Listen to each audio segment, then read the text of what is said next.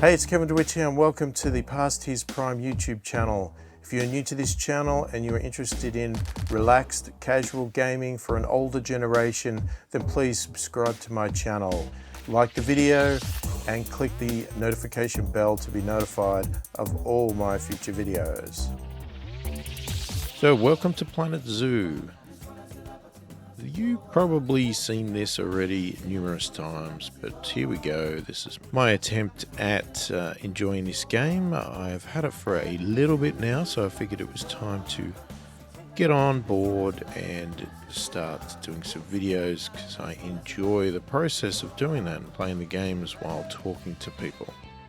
So in this one, we're just going to do a bit of an overview, quick run through, have a look at a few features and things like that just to get started with it. And in future videos we'll obviously start really getting into the game and getting absorbed into it. So obviously we have the front screen here, pretty simple. We've got several modes. So we've got a franchise mode which is based around sort of being online. Okay, so you're interacting with the rest of the community, I guess you'd say, and people could visit your zoo and you can visit other zoos, etc. And your trading of animals, etc. is limited to what is available in the trading section, which is potentially based on, I'm not exactly sure what it is based on, but it is based on what other people put up and for trade and things like that. But I'm sure the game itself also releases certain things as well. Challenge mode is supposed to be very similar, but in an offline version, so it doesn't require the internet. You're not hindered by those sort of features there, but to be honest, I haven't actually tried challenge mode yet. I went into franchise mode after I did the career mode, which is what we'll also talk about.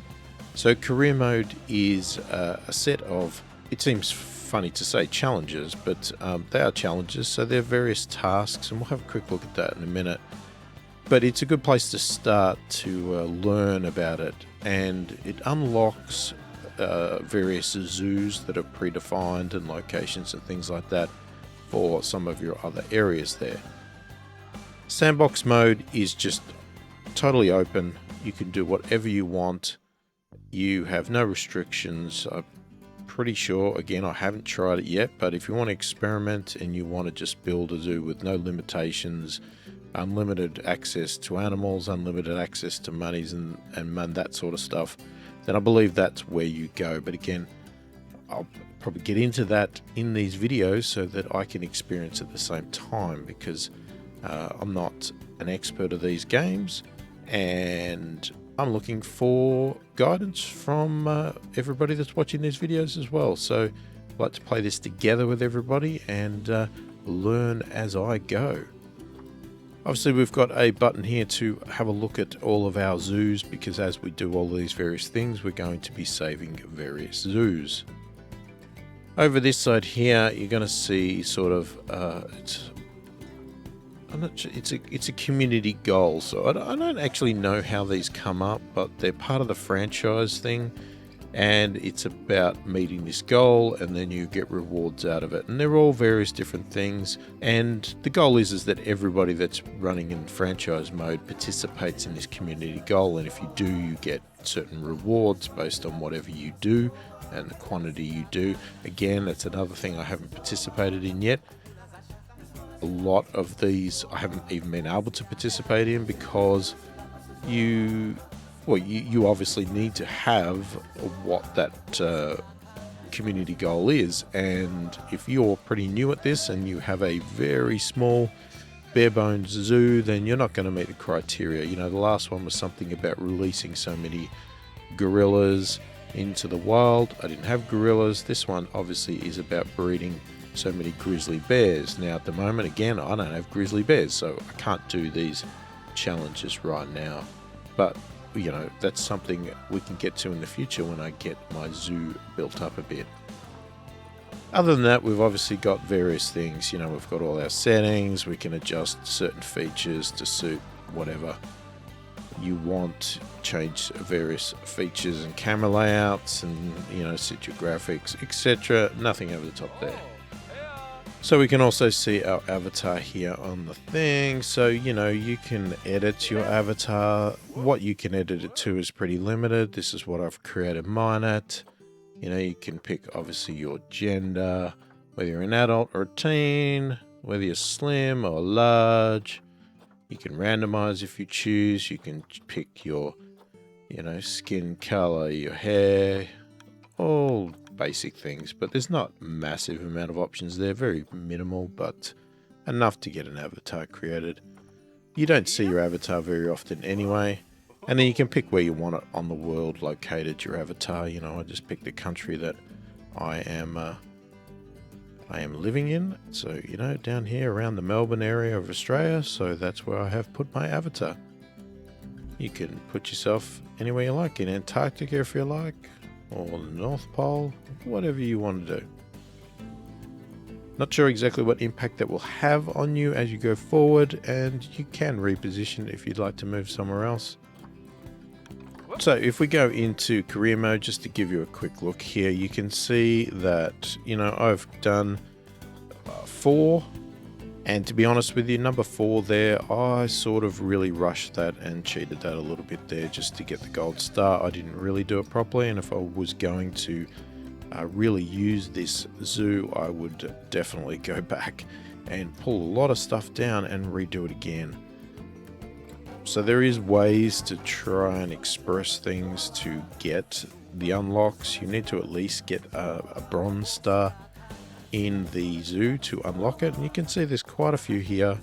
So at some stage I'll be going back and doing some of these. But to be honest with you, the first 3 were really beneficial and I highly recommend them.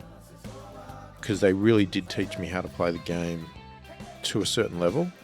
To where I thought I was comfortable enough to actually play properly by myself. 4th one was a little bit, but then it got a bit tedious and it was going to seem to go on for a very long time because the actual challenge to get to the gold star was very intensive if you were to do it properly. And to be honest with you, I got a little bit frustrated and bored because you are locked into the layout of that zoo to a point. You can do some editing, but it's not much. You can't edit the terrain very much. So I sort of rushed that through and figured I want to get into the franchise and really get stuck into my own zoo there. So if we have a look in challenge here, we can basically set up, you can pick a scenario zoo and you can see here that these are not unlocked, and that's because you need to do them in career mode to unlock them first to be able to get them in your challenges. But you can just pick anything here, just base it on the biome.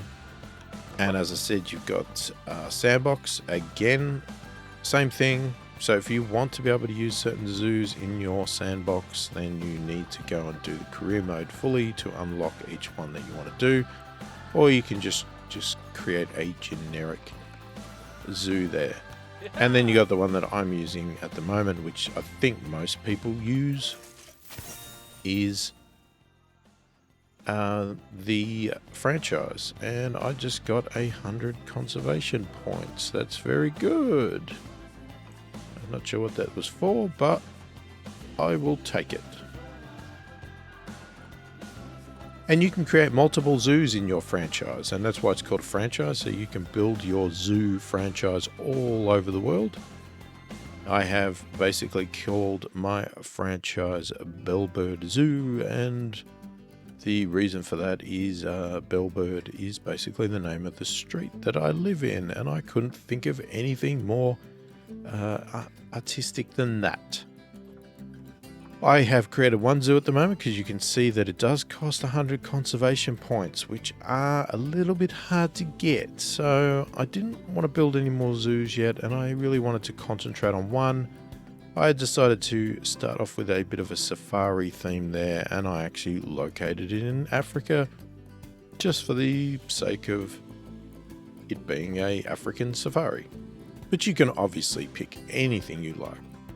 And there's various achievements you can do. So here's the community challenge. You can see that was, I think, from the past. And there was another one there about breeding Bengal tigers.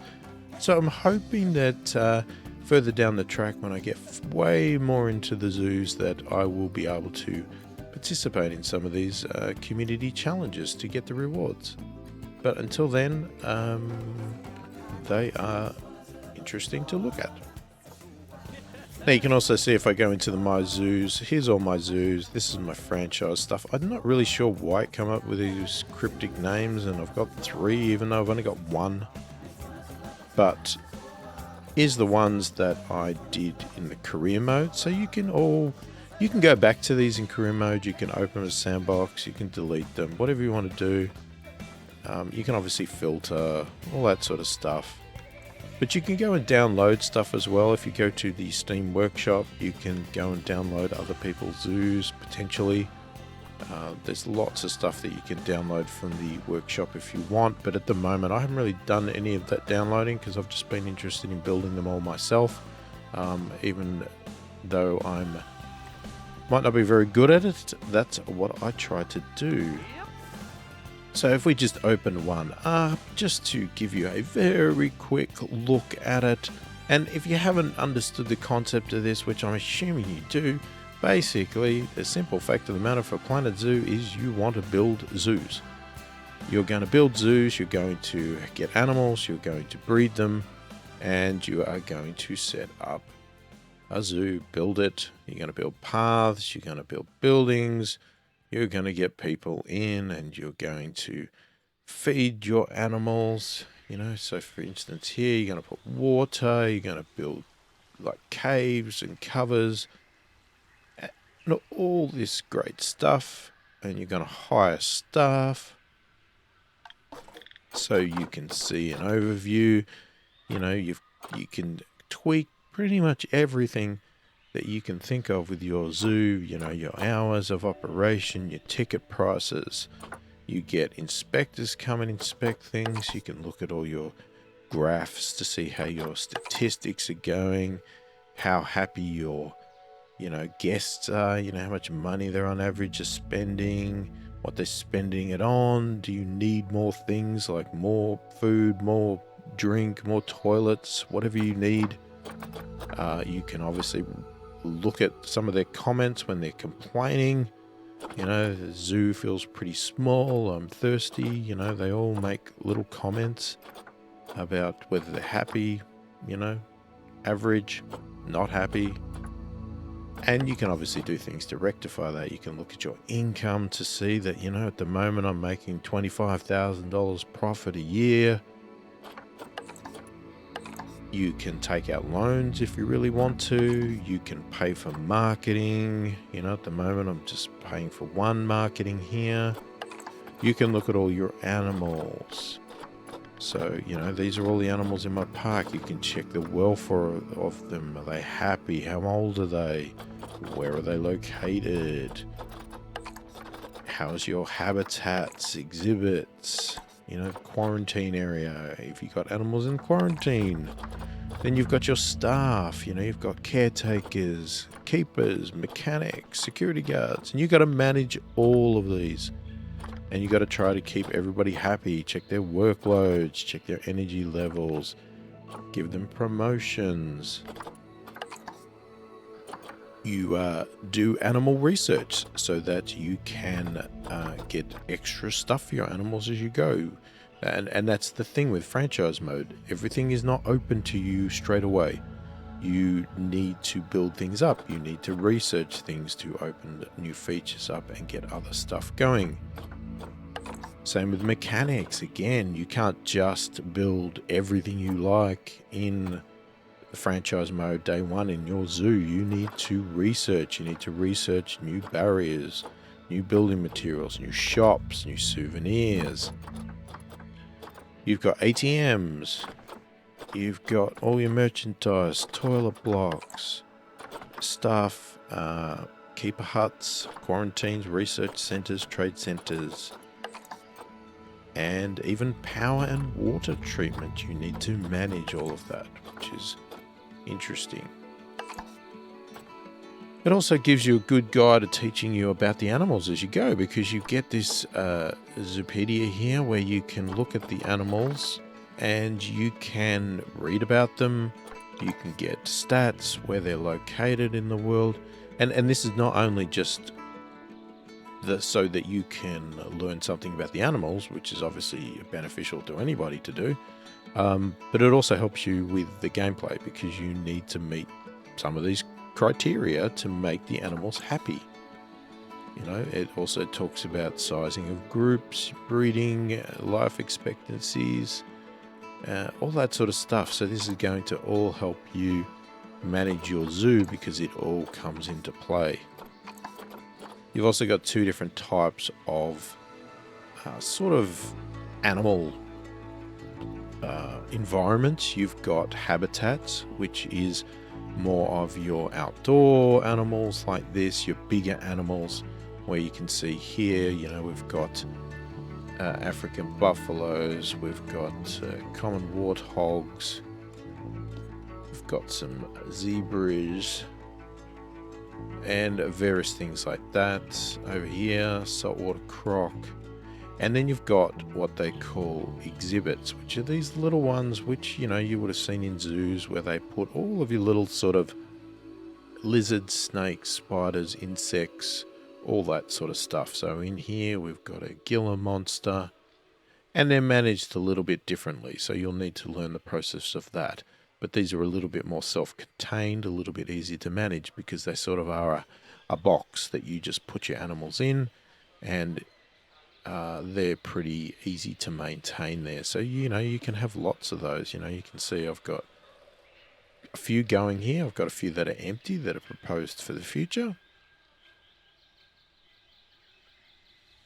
And you can zoom around and have a look at everywhere. You can see I've got shops here. So I've got a hat shop, information center. I've put out some benches and rubbish bins, and I've got all my food and water and pizza and hot dogs and hamburgers, whatever you like.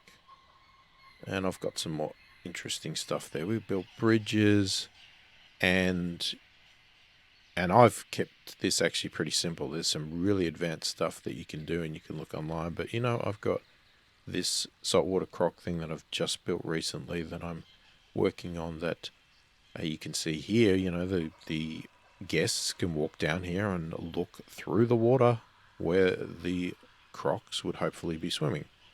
They're not swimming at the moment, obviously. They are over here. And we can even zoom in, but on top of that, we can also change camera to animal view mode. And when we do that, we can get really in close and look at the detail of those. The detail of the animals is absolutely fantastic. And at the moment, this is paused. That's why it looks frozen like that. So if I actually get it moving, our croc is now, you know, doing stuff. We can zoom around and we can watch it.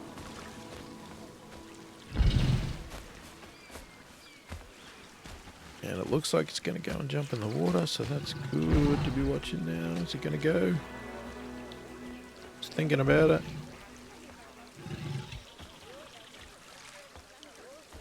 It might go.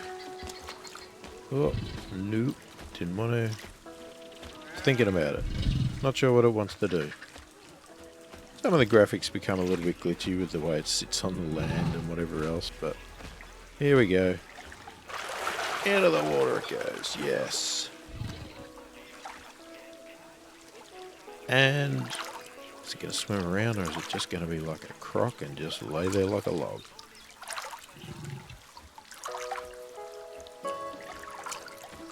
So if we actually come out of camera mode here, ew, that's a bit freaky. Oh, didn't stay in there for long. We can dive into the water even. And we can look around in the water. Unfortunately, the croc's now left, which is disappointing. But it cooled off for a minute. And you can see you got people here coming in, checking out the scenery.